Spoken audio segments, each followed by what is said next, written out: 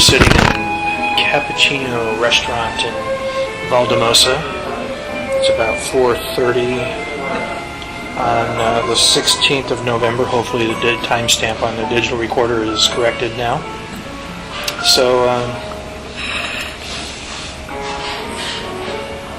talk about food. Well, the first thing I remember is walking to school with my first bottle of milk. My mother put in a bag. I was in the first grade. Excuse me. The bag got wet. Enjoy. Thank you. The bag got wet, and the bottle fell through, and smashed in the sidewalk, and I went back home. I didn't go to school. But she had warned me not to cross the railroad unless I looked both ways and wait for somebody else. Because the only way to get to school, you had to cross the railroad. Mm-hmm. Right in the middle of town, actually. Mm-hmm. So, that's the first thing I remember about food. And on the way to school, on the left-hand side, there was an empty lot with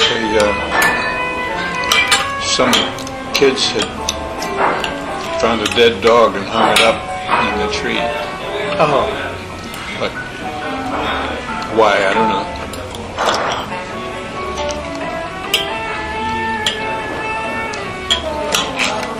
Donna's brother Chuck went to get a bottle of milk early, when he was a kid for Aunt Phil. Somehow broke the bottle, sliced his finger, and that one finger on his right hand, the index finger, it never really grew. I mean, it wasn't like a stump, but he had no control over it. It was always just pointing straight out. Oh. For the rest of his life. He was right-handed, but I think he was right-handed, but he always used the second, third, and fourth fingers.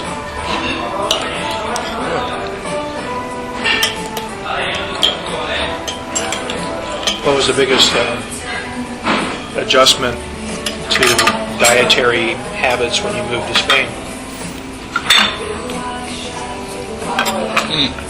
Good question.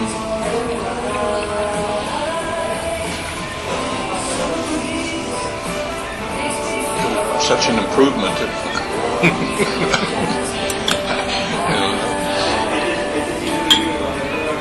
Yeah, shopping was the hard thing.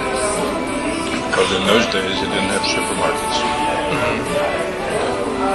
So you'd go one place for the meat, another place for the vegetables, another place for the fruit, maybe fruit and vegetables in the same shop. Unless you went to a big market.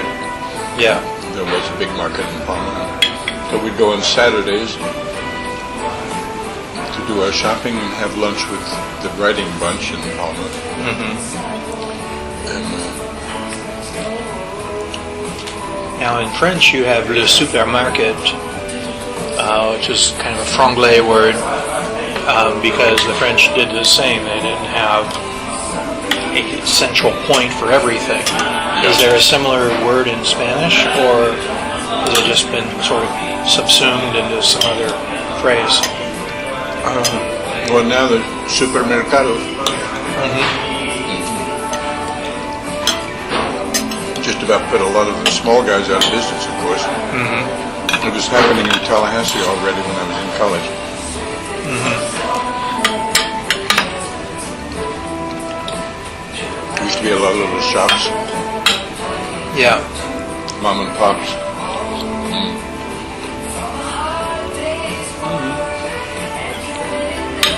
No, I can't imagine.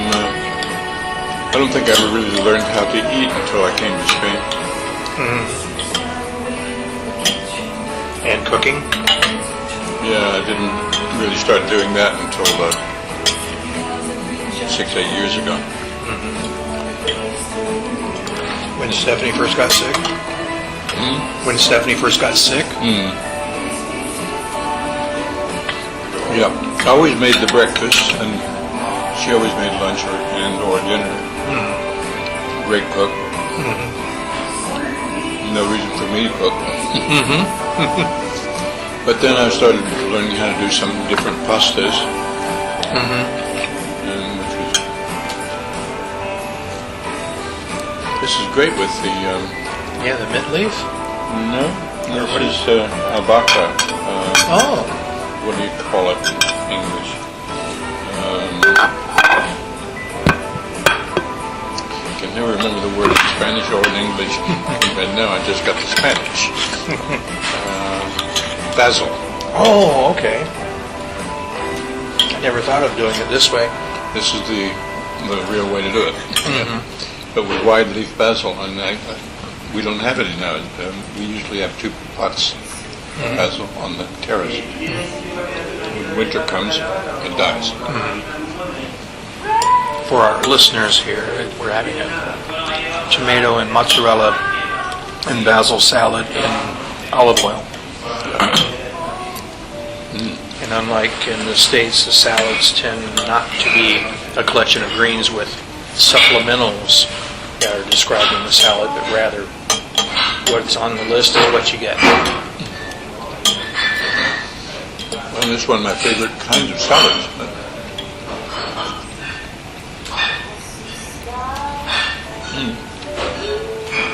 Ready for more? Finish it. I'm going to pause or stop this one, and we'll get another one just so the audio files are smaller. Yeah.